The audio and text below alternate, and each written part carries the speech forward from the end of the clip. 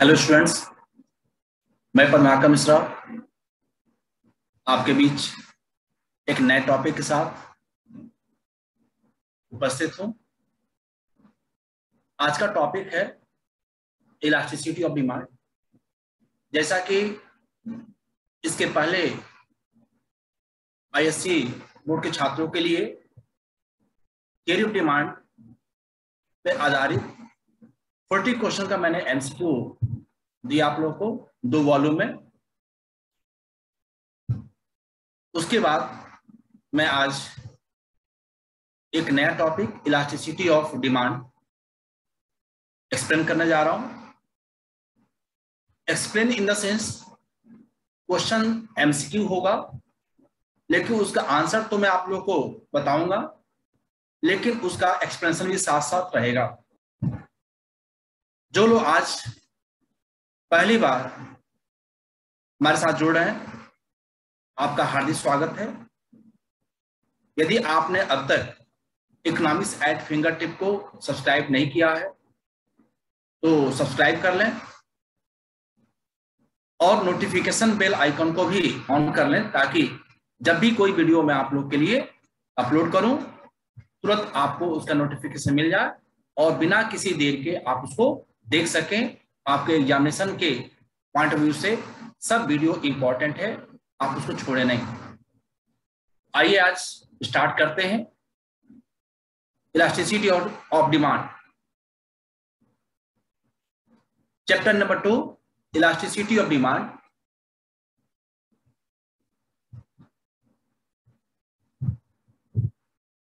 आज का पहला क्वेश्चन,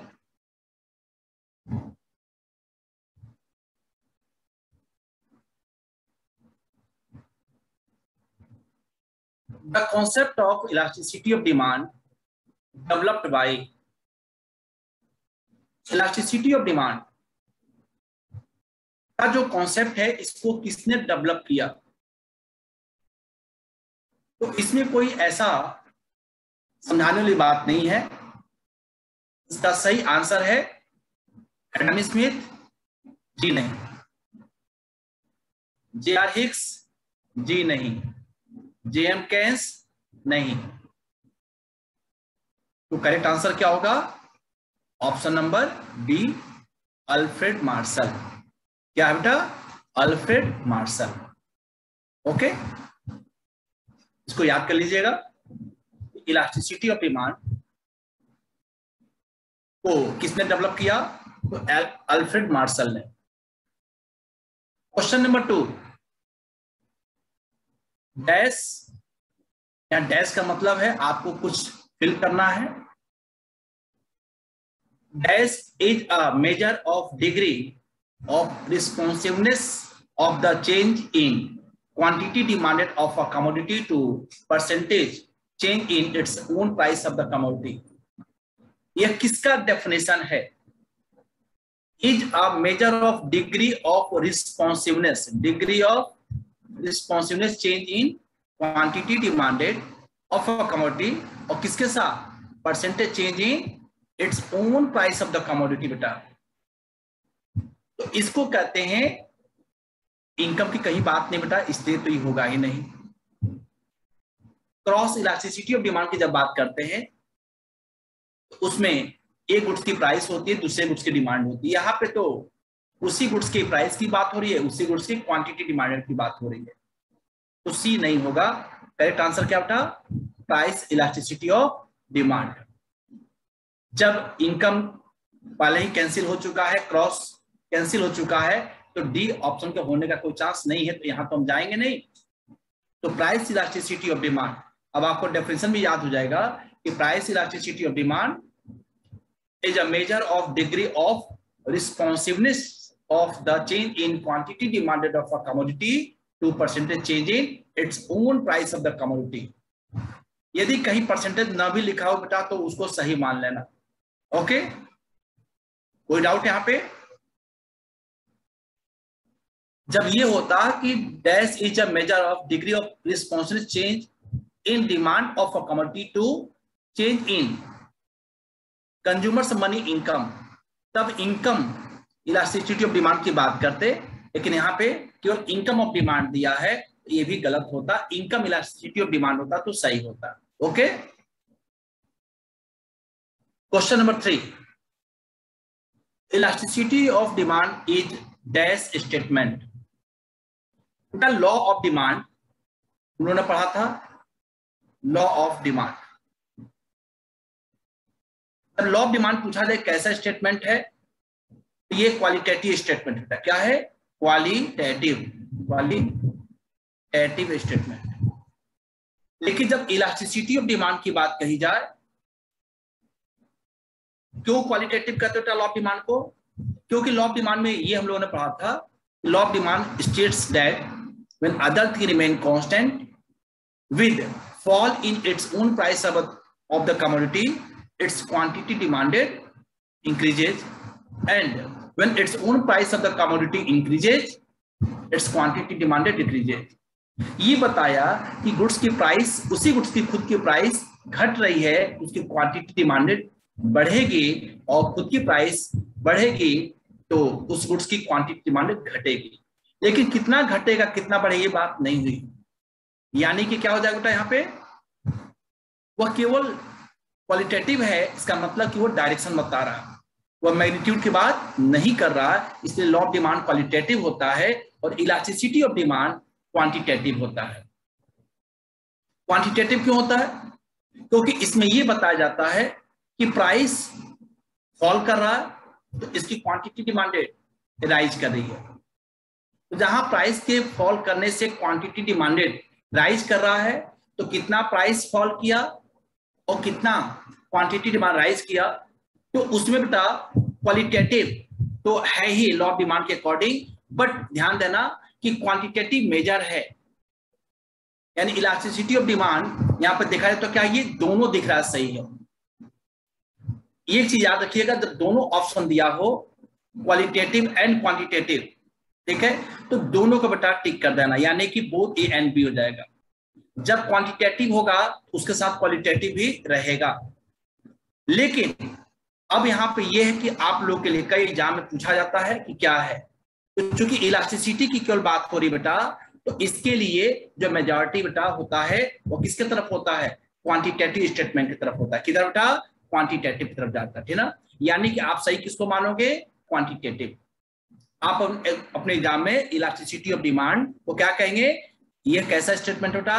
क्वांटिटेटिव। आप बी ऑप्शन पे मत जाइएगा भाई, ठीक है, बोथ ए एंड बी पे मत जाइएगा। Without elasticity of demand is a dash statement.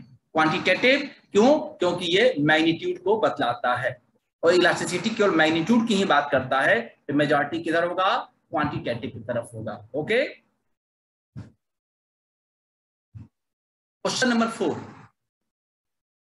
if there is no change in quantity demanded of a commodity, even its own price of the commodity increases or decreases, what will be price elasticity of demand? अब इसका मतलब क्या बताइए? देखो, ये दो हमने axis बनाया, एक्सिस वाई पर हम लिखते बेटा क्या? प्राइस इन रुपीज, और एक्सिस एक्स पे क्या लिखते हैं? Quantity in units. जो रुपीज का सिंबल बेटा याद रखना, सिंबल किसने दिया था? डॉक्टर डी उदय कुमार ने। यहां पे क्वेश्चन है कि price of its own commodity increases और डिक्रीजेज, चाहे वो इंक्रीज करे चाहे डिक्रीज करे, लेकिन क्वांटिटी डिमांडेड पे कोई भी चेंज नहीं देखने को मिल रहा है। यानी कि डिमांड कर्व कैसा तब बनेगा? वो इस तरीके से हो जाएगा। ये हो गया आपका D0 D0, P0 E0। इस प्राइस पे कितनी डिमांड हो रही है बेटा? Q0 हो रही है। लेकिन प्राइस बेटा फॉल किया, E डैश हो गया, और ये Q0 ही रहा। यानी प्राइस के घटने से क्वांटिटी डिमांडेड पे कोई फर्क नहीं पड़ा, और यहाँ पे प्राइस क्या बेटा? बढ़ भी गया, P डबल डैश हो गया। तब भी देखो क्वांटिटी डिमांडेड Q0 ही है। इस केस में हमारा जो डिमांड कर्व है वो वाई एक्सिस के पैरेलल लग रहा है, या यूं कहें कि एक्सिस एक्स पे ये परपेंडिकुलर है, 90 डिग्री एंगल फॉर्म कर रहा है। तो जब प्राइस में चेंजेस हो और क्वांटिटी डिमांडेड में कोई भी चेंजेस ना हो, यानी EP is equal to minus percentage change in quantity demanded.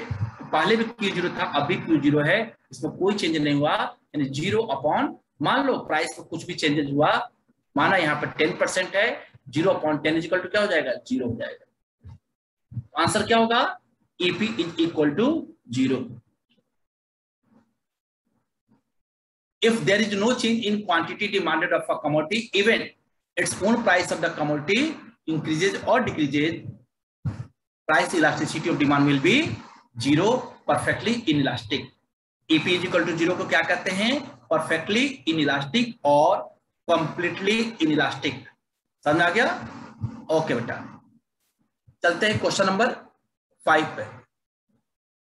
If the price elasticity of demand is less than 1, यहाँ लेस देन 1 का मतलब EP is less than 1, ये हुआ। Then unity, a decrease in its own price of the commodity would result। यदि less than 1 है, इसका मतलब क्या हुआ, इसका सिंटेक्स क्या होता है, इसको कहते हैं रिलेटिवली इनइलास्टिक डिमांड, और इसका सिंटेक्स होता है percentage change in quantity demanded, percentage change in quantity demanded is less than percentage change in its own price of the commodity. इसका मतलब प्राइस में जितना भी चेंजेस होगा उसके कंपैरिजन में क्वांटिटी डिमांडेड बेटा क्या होगा, वह चेंज तो होगा लेकिन कम होगा।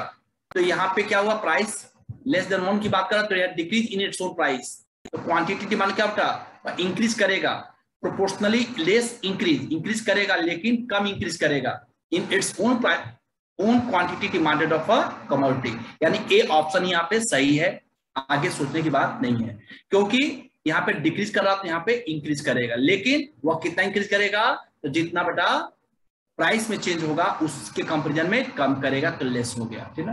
तो यहाँ पे तो मोर है, इसलिए बेटा ये होगा ही नहीं। तो increase in total expenditure on the product नहीं, इस केवल कंफ्यूज करने के लिए ऑप्शन है, decrease in total expenditure on the product, इससे कोई मतलब नहीं है। Question number 5, if the price elasticity of demand is less than unity, unity मतलब 1 से कम, और decrease in its own price of the commodity would result in proportionally less increase in its own quantity demanded of a commodity. Okay, any problem? No problem. Question number 6, when price of its own commodity and total revenue move in opposite direction, EP will be। बेटा यहां पे आप लोगों ने पढ़ा होगा price और total expenditure के बीच रिलेशन, उसको हम लोग कहते हैं टोटल आउटले मेथड और total expenditure method. When price and total expenditure, price घटा, टोटल एक्सपेंडिचर क्या हो गया, घट गया, प्राइस बढ़ा और टोटल एक्सपेंडिचर बढ़ गया, तो जब दोनों के बीच में पॉजिटिव रिलेशन हो बेटा, प्राइस और टोटल एक्सपेंडिचर के बीच में कैसा रिलेशन हो, पॉजिटिव रिलेशन होता है, ईपी का वैल्यू लेस देन 1 होता है, नोट कर लेना। और जब प्राइस घटे, टोटल एक्सपेंडिचर बढ़ जाए, और प्राइस बढ़े तो टोटल एक्सपेंडिचर घट जाए, इसका मतलब कि प्राइस और टोटल एक्सपेंडिचर के बीच में कैसा रिलेशन बेटा, इनवर्स है, नेगेटिव है। इस केस में ईपी का वैल्यू क्या होगा, ईपी इज ग्रेटर देन 1 होता है, क्या होता है, ईपी इज ग्रेटर देन 1 होता है। और प्राइस घटे या बढ़े बट टोटल एक्सपेंडिचर क्या हो, कांस्टेंट हो, देन ईपी का वैल्यू 1 होता है बेटा। टोटल एक्सपेंडिचर में केवल हम 3 डिग्री की बात करते हैं, लेस देन 1, ग्रेटर देन 1 और 1 की बात करते हैं, क्लियर। टोटल एक्सपेंडिचर और टोटल आउटले मेथड में हम केवल 3 डिग्री की बात करते हैं, लेस देन 1, ग्रेटर देन 1 और इज इक्वल टू 1। इसमें 0 और इनफाइनाइट की बात नहीं होती है। हाँ, एक बात ध्यान रखना कि प्राइस घट रहा, टोटल एक्सपेंडिचर बढ़ रहा या घट रहा बढ़, जो भी हो, यहाँ प्राइस और क्वांटिटी डिमांडेड के बीच जो रिलेशन होता है, यानी लॉ ऑफ डिमांड, ये वर्क करता है बेटा। यहाँ टोटल एक्सपेंडिचर घटे बढ़े कांस्टेंट कुछ भी हो, डजंट मैटर, बट ये याद रखना कि लॉ ऑफ डिमांड वर्क करेगा, या यदि प्राइस घट रहा है तो क्वांटिटी इंक्रीज कर रहा होगा, प्राइस इंक्रीज कर रहा है तो क्वांटिटी डिमांड डिक्रीज कर रहा होगा। और ये उन दोनों का रिजल्ट है कि टोटल एक्सपेंडिचर पहले से घटा या बढ़ा क्या हुआ। क्लियर? यानी लॉ ऑफ डिमांड वर्क करेगा। अब हम लोग आते बेटा अपने क्वेश्चन पे। When price of its own commodity and total revenue move in opposite direction, यानी opposite direction का कहाँ दिख रहा है? इस वाले में है नहीं, ये तो दोनों का सेम है बेटा। यहाँ पे अपोजिट है बेटा, देखो पहले में प्राइस फॉल किया तो टोटल एक्सपेंडिचर का राइज किया, तो ये अपोजिट हुआ। यहाँ क्या हो जाएगा? Degree less than 1 greater than 1, zero नहीं होगा। ओके, नॉट डिफाइंड नहीं। हाईली इनइलास्टिक, हाईली इनइलास्टिक मतलब लेस देन 1 होता बेटा, EP लेस देन 1 होता है इसका मतलब। और हाईली इलास्टिक मतलब EP इज ग्रेटर देन 1 होता है। हाईली इलास्टिक, रिलेटिवली इलास्टिक, मोर इलास्टिक, ये इसके कई नाम होता है। तो क्या हो जाएगा? EP इज ग्रेटर देन 1 है, EP is greater than 1 option number D में है, यानी हाईली इलास्टिक हो जाएगा ये। When price of its own commodity and total expenditure, total revenue, देखो टोटल रिवेन्यू लिखा है, तो यदि हमने खर्च किया तो अगले ने पाया ना, बात देखी हुआ। टोटल रिवेन्यू मेरा एक्सपेंडिचर, अगले का सेलर का क्या होता है? रिवेन्यू होता है बेटा। बोलोगे कि टोटल एक्सपेंडिचर यहाँ बोलोगे तो एक ही चीज है, ये कंफ्यूज करने के लिए टोटल रिवेन्यू दे दिया जाता है, इसमें कंफ्यूज मत होना। When price of its own commodity and total revenue और total expenditure move in opposite direction, EP will be greater than 1, highly elastic. कोई दिक्कत? Question number 7. Which of the following factor or factors does not affect price elasticity of demand? इसमें से कौन सा एक ऐसा factor है या फैक्टर्स हैं, कई हो सकते हैं, जो प्राइस इलास्टिसिटी ऑफ डिमांड के डिटर्मिनेंट्स और उसके फैक्टर्स नहीं है? तो क्या है? पोस्टपोनमेंट ऑफ कंजम्पशन होता है। पोस्टपोनमेंट कंजम्पशन यदि आप पोस्टपोन कर सकते हैं तो डिग्री कुछ और होगा, यदि पोस्टपोन नहीं कर सकते हो तो कुछ और होगा।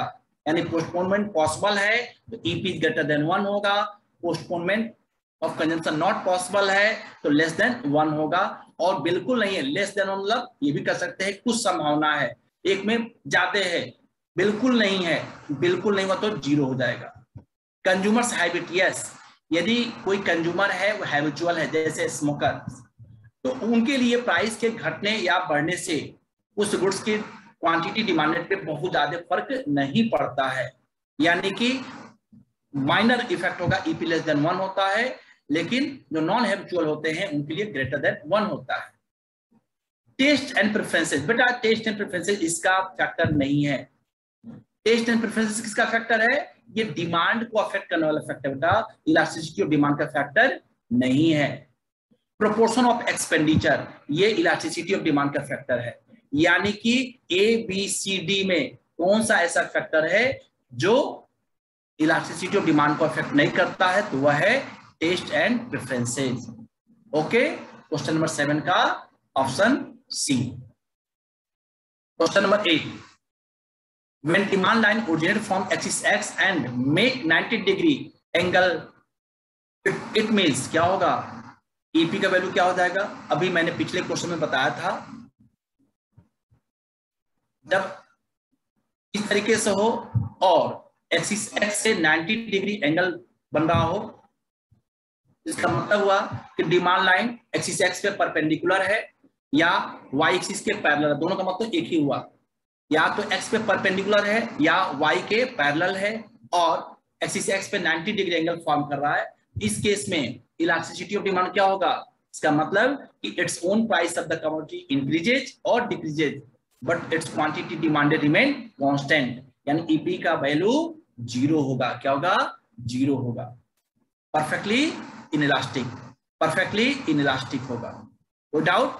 लेकिन जब यही क्वेश्चन ये कह दिया जाता, यहां होगा बेटा EP इज इक्वल टू 0, और जब ये होता एक्सिस X के पैरेलल है, यानी ऐसे बेटा, इसका मतलब ये लग रहा कि Y से निकल रहा है। कहां से निकल रहा है? ये Y से निकल रहा है, यानी D0 इस तरीके से। तो यदि ये Y से निकलता हुआ लगे डिमांड लाइन और 90 डिग्री एंगल फॉर्म कर रहा है, इसका मतलब y पे परपेंडिकुलर है और x के पैरेलल है।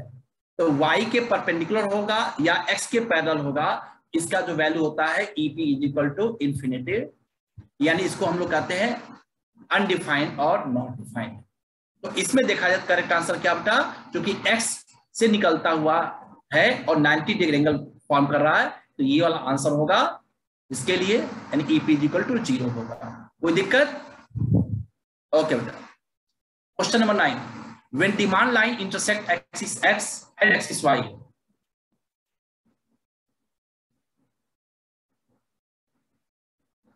y पे लिखते हो प्राइस, यहाँ लिख दो बेटा Q, यूनिट्स शॉर्ट में मैं लिख दे रहा बेटा, यहां समझ लेना। ये है A और B। What will be EP above mid point, suppose करो मिड पॉइंट बेटा ये है M, mid point but below axis Y, यानी A के नीचे और M के ऊपर। तो ये याद रखो बेटा, इसका फॉर्मूला होता है EP एट पॉइंट M, या जहां भी पता करना हो, क्योंकि हमें M के ऊपर है और A के नीचे बताना है, इसको मान लेते हैं T पॉइंट है। क्या है? T पॉइंट है। तो इसका फॉर्मूला होता है कि EP at point T is equal to lower segment upon upper segment. Lower segment का बेटा जिस पॉइंट पे आपको पता करना है वहां से नीचे का पार्ट जो एक्सिस Y को इंटरसेक्ट कर रहा है, तो D पे इंटरसेक्ट किया है ना, तो TB हो जाएगा। क्या हो जाएगा बेटा? TB अपॉन अपर सेगमेंट, जिस पॉइंट पे आप पता कर रहे हैं वहां से लेकर के और डिमांड लाइन एक्सिस Y को जहां इंटरसेक्ट कर रहा है एट पॉइंट A, क्या हो जाएगा? PA। अब ये देखो, यदि ये मिड पॉइंट है और मान लेते पूरा डिस्टेंस बेटा 10 सेंटीमीटर है, तो T से M का भी तो कुछ डिस्टेंस होगा, मान ला ये 2 है बेटा, कितना है? 2 है, और M से D का कितना होगा? 5, 7 हो गया, तो 7 अपॉन कितना हो जाएगा? 3, यानी कितना हो जाएगा बेटा? 2 पॉइंट कितना हो जाएगा? 2.333 आएगा इसका आंसर। तो ये क्या होगा? एक से ज्यादा कि कम है? एक से ज्यादा होगा बेटा, EP इज ग्रेटर देन 1 होगा। मिड पॉइंट पे क्या होगा? EP इज इक्वल टू 1 होता है। मिड पॉइंट के नीचे पूछा जाए और एक्सिस एक्स के ऊपर पूछा जाए तो क्या हो जाएगा? EP लेस देन 1 होगा। एक्सिस एक्स से पूछा जाए तो EP is equal to 0, axis y पे पूछा जाए तो EP is equal to infinity. Clear? तो यहां देखो बेटा, मिड पॉइंट के ऊपर क्या है? EP इज ग्रेटर देन 1 है, तो इसमें कहां है? 0, 1, लेस देन 1, ये रहा डी ऑप्शन। आपको डाउट? यानी एक क्वेश्चन बेटा यदि आप इसको समझ लिया तो सोचो कि आपके 5 क्वेश्चन तैयार हो गए। जब इसको कहते हैं पॉइंट और ज्योमेट्रिक मेथड कहते हैं। पॉइंट और ज्योमेट्रिक मेथड का मतलब हुआ कि जब डिमांड लाइन एक्सिस एक्स और वाई दोनों को इंटरसेक्ट कर रहा होगा, तो एक्सिस एक्स पे उसका वैल्यू 0 होगा, मिड पॉइंट के नीचे एक्सिस एक्स के ऊपर लेस देन 1, मिड पॉइंट पे 1, मिड पॉइंट के ऊपर और वाई के नीचे ग्रेटर देन 1 होता है, और एक्सिस वाई पे इनफाइनाइट होता है, infinity. Question number 10, when two demand line intersect to each other, then the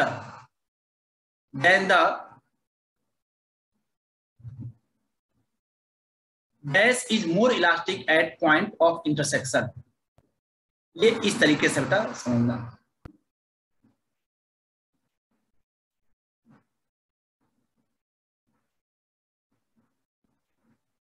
I hope class में आप लोग को पढ़ाया गया होगा।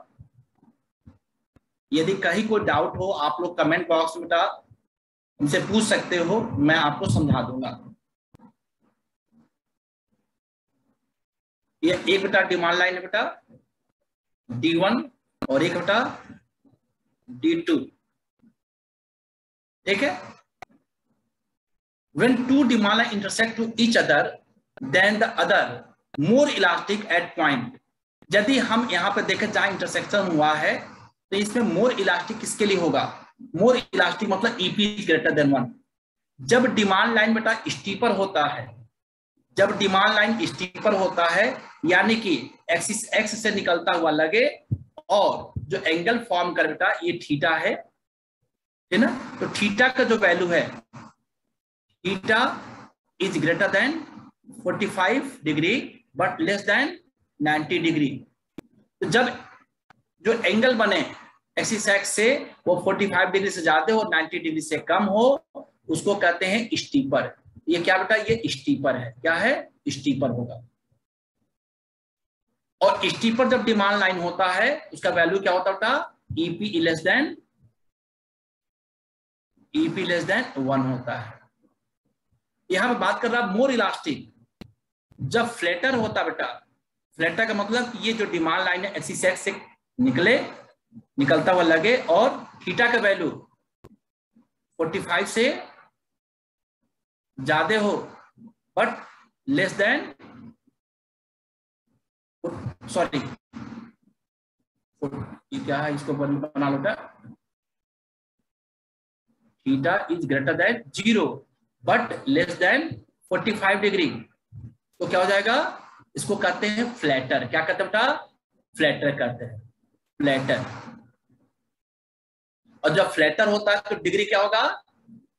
डिग्री क्या होता है बेटा? बोलो, ईपी इज ग्रेटर देन 1। तो यहाँ पे मोर इलास्टिक यानी कि ईपी इज ग्रेटर देन 1, तो कब हो रहा है? जब डिमांड लाइन फ्लैटर है। इसमें फ्लैटर देखो, पहला ही ऑप्शन है flatter line. When two demand line intersect to each other than the flatter line is more elastic at point of intersection, यानी यहाँ पे देखा जाएगा कि दोनों में फ्लैटर कौन है? ये फ्लैटर है। क्लियर? और जो स्टीपर होगा उसके लिए लेस देन 1 होगा। जब 45 डिग्री एंगल फॉर्म करे एक्सिस एक्स से डिमांड लाइन, तो क्या हो जाएगा? यूनिटरी इलास्टिक और यूनिटरी इलास्टिक डिमांड होगा। Question number 11, elasticity of demand for durable goods. Durable goods के केस में प्राइस के बढ़ने से घटने से डिमांड पे ज्यादा फर्क पड़ता है। तो यदि ड्यूरेबल है तो क्या हो जाएगा? ईपी इज ग्रेटर देन 1 होगा। क्या होगा? ईपी इज ग्रेटर देन 1 होगा। लेकिन यदि यही नॉन ड्यूरेबल गुड्स होता तो उसके लिए क्या हो जाता? लेस देन 1 हो जाता। अब आप पूछ सकते हैं सर सेमी ड्यूरेबल तो क्या होगा? तो सेमी ड्यूरेबल के लिए भी क्या बोला जाता है? क्या बोलते हैं? उसके लिए भी ग्रेटर देन 1 कहा जाता है ना। लेकिन यदि ड्यूरेबल पूछा है तो उसके लिए क्या हो जाएगा? ग्रेटर देन 1, यानी जितना प्राइस में चेंज होगा उससे ज्यादा डिमांड में उसके चेंज होगा। 12, if the expenditure on a commodity is only a very small proportion of total spending, यदि जो भी आप खर्च कर रहे हैं उसमें आपका एक्सपेंडिचर किसी चीज पे बहुत स्मॉल प्रोपोर्शन में हो रहा हो तो ईपी का वैल्यू क्या हो जाएगा? ध्यान देना, if the expenditure on a commodity is only a very small proportion of total spending then EP will be, A option बेटा क्या है? इलास्टिक।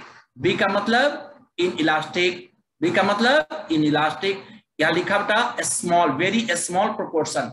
यदि वेरी स्मॉल प्रोपोर्शन का है इन इलास्टिक होता बेटा, और लार्ज प्रोपोर्शन का है तो इलास्टिक होगा। यानी ये गलत, परफेक्टली तो हम बात भी नहीं कर सकते हैं, है ना। तो क्या हो जाएगा? Very small proportion of total spending क्या हो जाएगा? In elastic. And EP less than 1, EP is less than 1। Question number 13, what will be price elasticity of demand for electricity supply. Electricity यदि प्राइस बढ़ती है घटती है तो उसके डिमांड पे क्या फर्क पड़ेगा? थोड़ा कि ज्यादा? सोच कर बताओ। इलेक्ट्रिसिटी का यूजेस कितने हैं? कुछ है कि ज्यादा है? बिल्कुल सही, ज्यादा है। यदि ज्यादा होगा तो प्राइस के घटने से या बढ़ने से इलेक्ट्रिसिटी की डिमांड पे उसके सब ज्यादा प्रभाव पड़ेगा। तो ज्यादा पड़ेगा इसका मतलब कि जिस प्रोपोर्शन में प्राइस में चेंजेस होगा उससे कहीं ज्यादा प्रोपोर्शन में उसके डिमांड पे असर पड़ेगा। तो क्या हो जाएगा? Perfectly elastic? नहीं बेटा, परफेक्टली इलास्टिक नहीं। More elastic? Yes. Less elastic? No. यानी कि यदि इलेक्ट्रिसिटी की प्राइस थोड़ी सी कम होगी उसकी डिमांड जिस प्रोपोर्शन में प्राइस में चेंज हुआ उससे कहीं ज्यादा हो जाएगा, उसकी डिमांड ज्यादा हो जाती है, तो हो जाएगा मोर elastic. Now question number 14, in case of rectangular hyperbola demand curve below mid point of demand curve EP is क्या होगा? ध्यान समझो बेटा।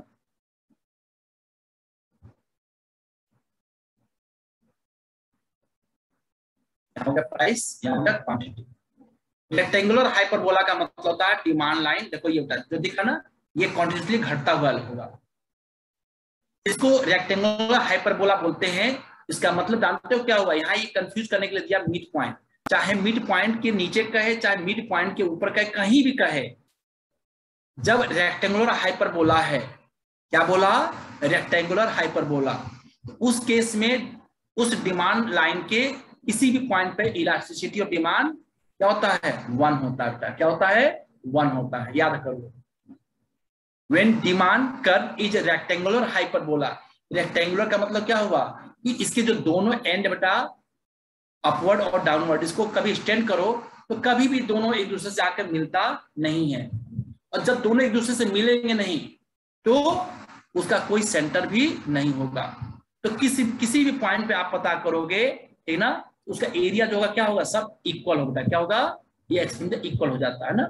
इसलिए ये कहते हैं कि किसी भी पॉइंट पे ए बी सी, पहले थे ए पे अब आ गए बी पे, एरिया क्या दोनों का सेम है, यहां से एरिया सेम होगा, फिर यहाँ पे आप पता करना चाहते हो सब क्या होगा, बराबर होगा। तो रेक्टेंगुलर हाइपरबोला यदि डिमांड कर्व है, उसके किसी भी पॉइंट पे इलास्टिसिटी ऑफ डिमांड की बात करोगे, चाहे मिड पॉइंट पे, मिड पॉइंट के ऊपर, कहां जहां भी करो बेटा, वो मिड पॉइंट को कहने के लिए दिया बेटा, इसका बिलो मिड पॉइंट दिया, इसका कोई मतलब नहीं है, ठीक ना, क्योंकि कर्व बेटा इसमें कोई इसका मिड पॉइंट अपना है ही नहीं, है ना। तो क्या हो जाएगा, ये मिड पॉइंट को कहने के लिए दिया, कंफ्यूज करने के लिए। तो क्या बोलोगे, ईपी इज इक्वल टू 1। अब कोई पूछेगा कि बताओ, कोई आपको फ्रेंड पूछ लिया, मुन्नू बताओ डिमांड कर्व रेक्टेंगुलर हाइपरबोला है, इसका आंसर क्या होगा, है ना, क्या बोलोगे, एक बार फिर बोलो तो, क्या बोला, एक बार फिर बोलो।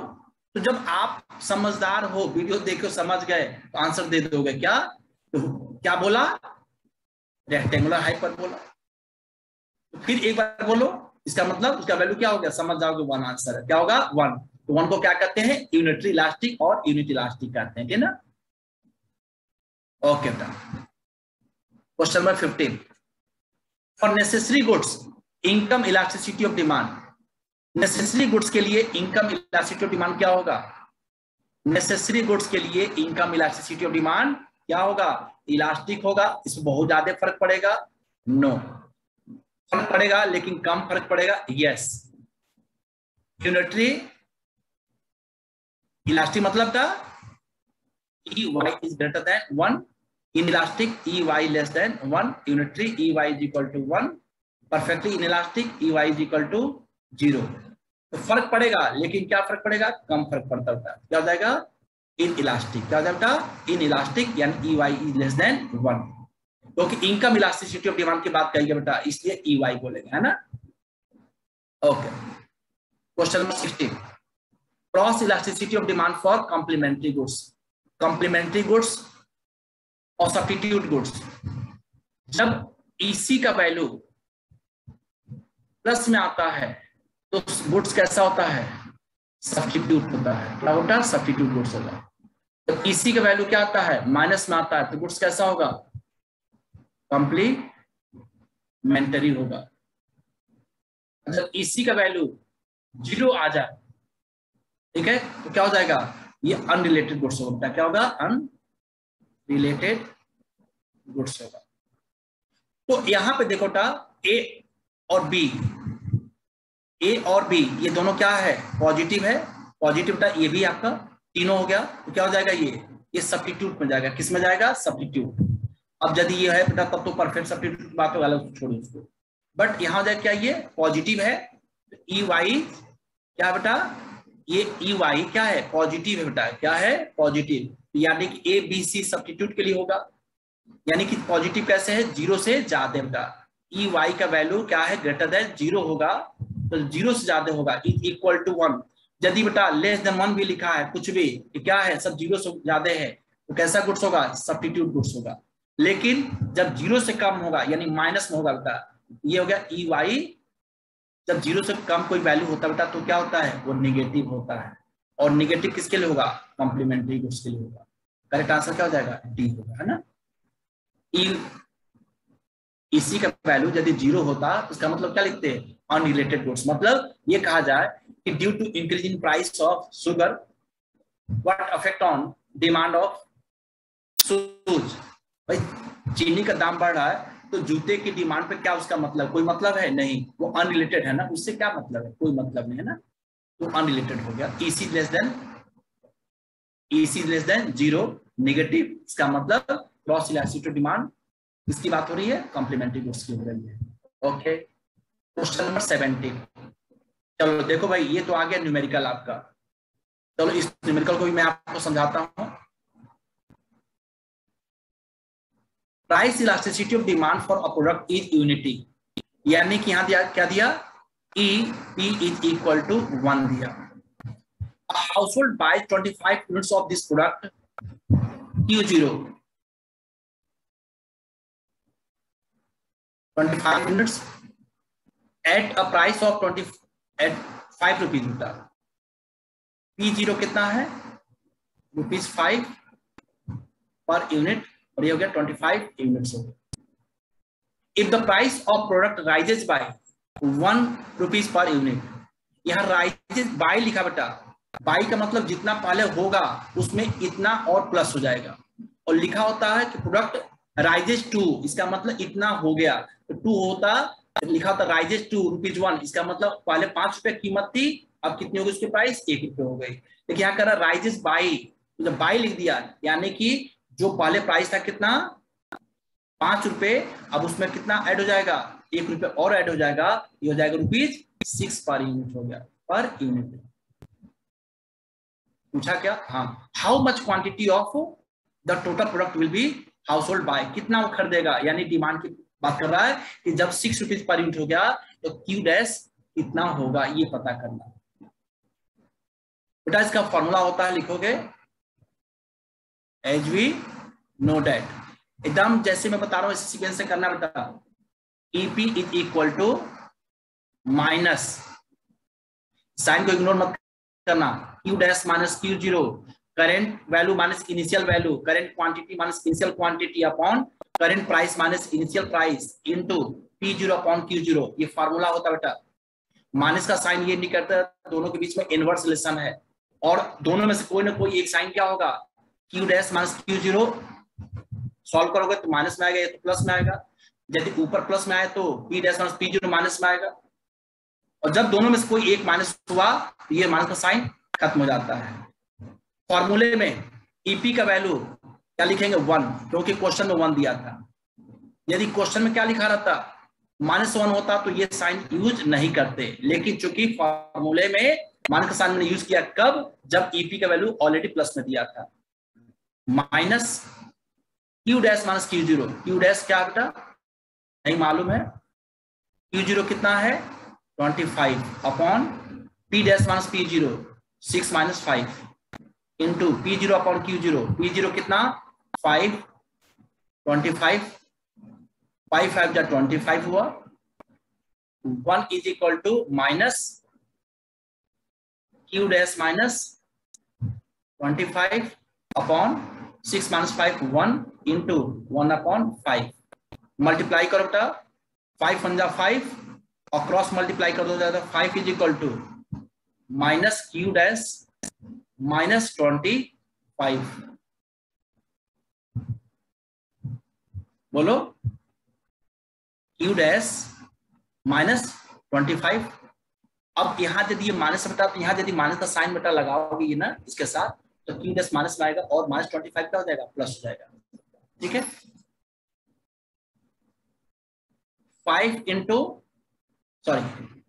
Is equal to Q dash minus में और प्लस क्या बेटा 25, Q डैश को साइड चेंज कर दो और इसको इधर लेकर जाओ, Q डैश प्लस में हो गया,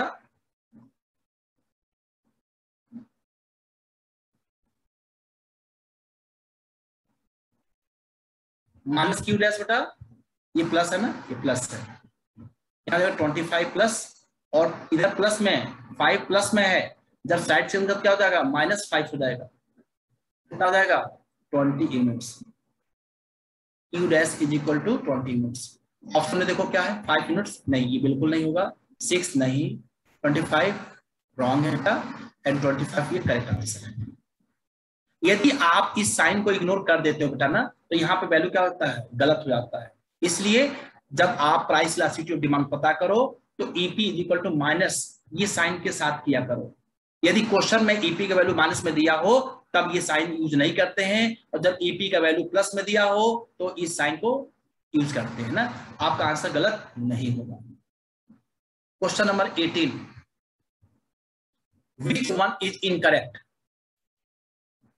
अच्छा, इसमें इनकरेक्ट पूछा बेटा, क्या गलत है। हैविंग अल्टरनेटिव यूजेज, किसी गुड्स के यूजेज अल्टरनेटिव यूजेज है, उसके प्राइस के बढ़ने से डिमांड पे ज्यादा फर्क पड़ता है, यानी ईपी इज ग्रेटर देन 1 होता है। ये करेक्ट आंसर है बेटा। वुडन फर्नीचर, उसका लाइफ स्पेन बेटा ज्यादा होता है, उसके प्राइस के घटने से उसकी डिमांड ज्यादा बढ़ जाएगी, यानी ईपी इज ग्रेटर देन 1 होगा। रोड ट्रांसपोर्ट सर्विसेज, जो भी रोड ट्रांसपोर्ट सर्विसेज है उसके प्राइस के बढ़ने से घटने से डिमांड में कम परिवर्तन होगा। नहीं बेटा, उसके ज्यादा ऑप्शन है तो कम परिवर्तन नहीं होगा, ज्यादा होगा, यानी आंसर क्या होना चाहिए था, आप ईपी इज ग्रेटर देन 1 होना चाहिए था। रेलवे का कहता तो रेलवे में लेस देन 1 होता, क्योंकि उसके पास ऑप्शन कम है और रोड के पास रोड ट्रांसपोर्ट सर्विसेज का ऑप्शन ज्यादा है। तो यहाँ पूछा इनकरेक्ट, तो आपका सी यहाँ मिल गया। और राइस, भाई राइस की प्राइस बढ़े घटे डिमांड पे बहुत ज्यादा फर्क नहीं पड़ेगा, लेस देन 1, यानी कि ये सही है। तो इसमें कौन सा, यानी कि जो सी ऑप्शन है ये इनकरेक्ट है, और जो इनकरेक्ट है अकॉर्डिंग टू क्वेश्चन ये क्या हो जाएगा, ये करेक्ट हो जाएगा। क्या हो जाएगा, करेक्ट हो जाएगा। ठीक, ऐसे बेटा आपको ऑप्शन छाटने होते हैं। Question 19, which one is correct. लो, इसके पहले जो क्वेश्चन था उसमें इनकरेक्ट पूछा, यहाँ पूछ रहा है कि यहाँ करेक्ट क्या है। The demand for a commodity which can be put to a variety of use will be relatively inelastic. इसमें पूछा कौन सा करेक्ट है।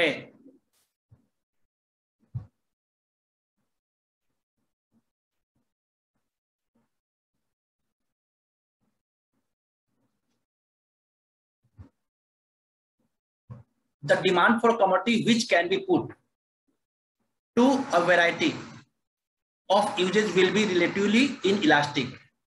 यदि उसके वैरायटी ऑफ यूजेज बेटा क्या आ जाए, वो ग्रेटर देन 1 होगा। क्या होगा, ग्रेटर देन 1 होगा, या इनइलास्टिक का बेटा। ठीक है, करेक्ट की बात कर रहा है, यानी ये गलत हो गया। ठीक है, the demand for a commodity which can be put to a variety of uses, जिसके बहुत सारे यूजेज हो बेटा, तो उसके लिए रिलेटिवली इनइलास्टिक नहीं होता, बल्कि क्या होता है, रिलेटिवली इलास्टिक होता है। ओके, यानी क्या हो गया, क्या हो गया, when the price is very low, यदि प्राइस बेटा कम है, प्राइस क्या है, कम है, तो क्या होगा, when the price is very low, low price हो या हाई प्राइस हो, प्राइस के घटने से डिमांड पे बहुत ज्यादा फर्क नहीं पड़ता है। ये क्या है, सही है। Price of a commodity increases और decreases but to total expenditure remain same. Total expenditure same है, ईपी का वैल्यू बेटा 0 नहीं होता, ईपी का वैल्यू 1 होता है, ठीक ना। यहाँ पे 1 होता तो सही रहता, यानी ये भी गलत है। If the commodity is such that it is possible to postpone its consumption, यदि संभव ग्रेटर देन 1। देखो बेटा यहाँ पे 2 ऑप्शन आपको सही दिख रहा है।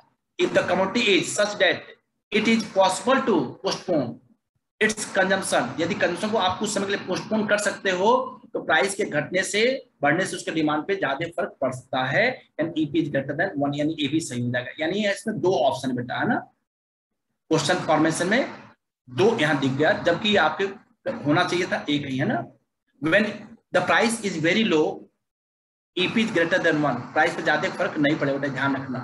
हाई प्राइस लो प्राइस हो उसके लिए ईपी का वैल्यू लेस देन 1 होता है, ठीक ना, कोई दिक्कत। Okay, question number 20, if good X and good Y are not related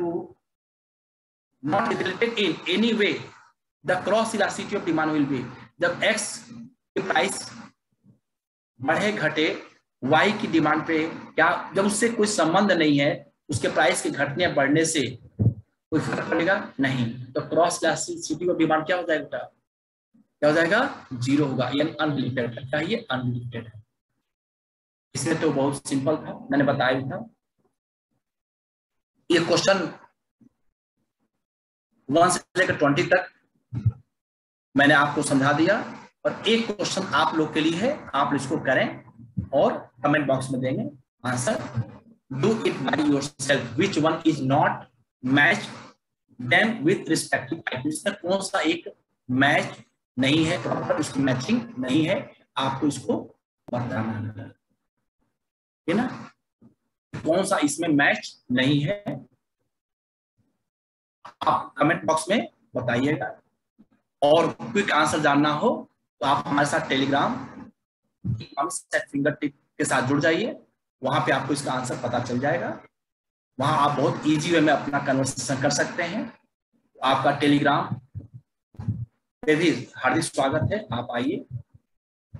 daily वहां पे भी एमसीक्यू आपको 4-5 एमसीक्यू, चाहे आप सीबीएसई बोर्ड से हो चाहे आईएससी बोर्ड से हो, दोनों लोग के लिए मिलते रहता है, ठीक है ना। तो आज का ये था इलास्टिसिटी ऑफ डिमांड पे एमसीक्यू। अगला जो वीडियो आप लोग के लिए एमसीक्यू का होगा वह कंज्यूमर बिहेवियर से होगा। तो आप ध्यान से एक एक वीडियो देखिए, सीक्वेंस से देखिए, ताकि आपका कोई भी क्वेश्चन मिस ना करे। और आपको 3 सैंपल पेपर और मैं सॉल्व कराऊंगा कंप्लीट 80 क्वेश्चन का, 80 क्वेश्चन का आपको एक पीडीएफ भी मैं आप लोगों को प्रोवाइड करूंगा। 3 मैं सेपरेट वो बनाऊंगा। यदि आपने इतना हमारे साथ प्रैक्टिस कर लिया तो आपको बेटा 80 आउट ऑफ 80, 80 में से 80 आने से कोई नहीं रोक सकता, ये मेरा आपसे वादा है। हाँ, आप हर एक वीडियो को देखिए।